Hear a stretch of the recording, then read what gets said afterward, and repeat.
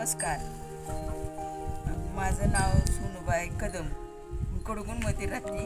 सातारा जिल्ह्यात कडगुण आहे.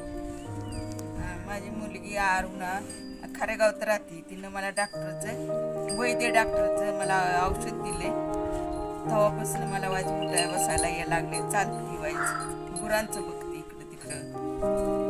सतेज ठुपे यांच्याकडून औषध मी आयुर्वेदिक घेतलेलं आहे आणि सकाळ संध्याकाळ 3 टाइम मी औषध खाते. पण मला चांगलं 5-6 दिवसातच मला चांगलं जाणवलं, बरं वाटते.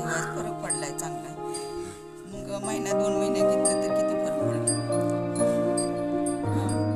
मला एकदम थकवा येत होता, पण आता बरं वाटायला लागले. आता चांगलं म्हणजे असं शिव होते, वाईच हुशारीनं काम करू वाटते.